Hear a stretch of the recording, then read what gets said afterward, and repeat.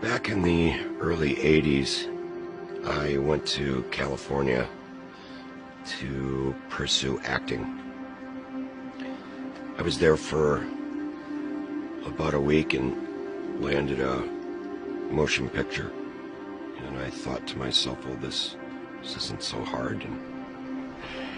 And then a couple of months later, there was a writer's strike in Hollywood, the union writer's strike, and the whole town shut down. And I, like a lot of actors and florists and cameramen and everything else, started to starve. So I subsidized my income by doing modeling work. One day, a makeup artist handed me her business card and said, "You're cute, and if you ever want to do any nude work, call this number." And I remember being very gracious and said thank you, but of course I was thinking that will ruin my career, so I couldn't do that. Well, about a month after that, I was really starving. I think I had 2 cans, 1 can of little potatoes and 1 can of pork and beans. And I gave in to the temptation, made the phone call, and they said, "Be here at this time." And I showed up, and I made my first adult movie. And it was surprising how easy that was. I jumped on my motorcycle and I had 4 crisp brand new $100 bills, riding home thinking, what have I done? But at least I can eat. And I could act and do what they needed, so my phone rang. And pretty soon it started ringing a lot. The allure really was at first money. And then, to be absolutely honest with you, I was a red-blooded young man, and the idolatry really started to creep in with the sex part. Women became idols to me, along with the money. And then a whole new idol, fame. And it was a triple threat at that point. The first year I was in the business, it was just such a whirlwind of newness and influx of cash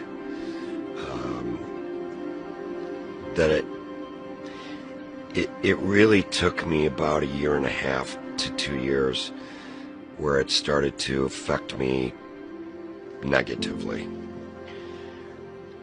The struggles, of course, were always with me the entire time.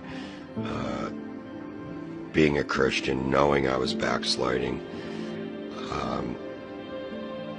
the pain started to really set in of what I was doing.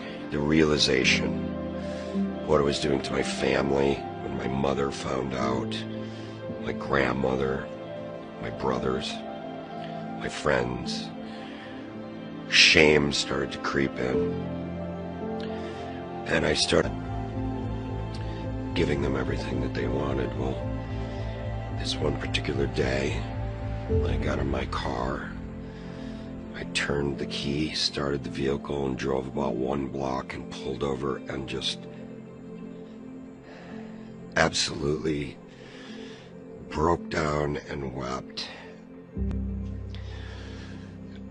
Because I knew I was hurting him so terribly and hurting myself, and I cried out to him in desperation at that point and said, "I've had enough, please. Please take me back." And that was a turning point. I felt his love and his forgiveness and his peace, and what came into my mind at that very moment was the story of the prodigal son. And I felt that I am running towards you.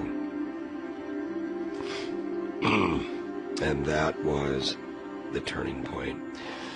I lost everything that was valuable to me. My wife, my children, my family, my sanity.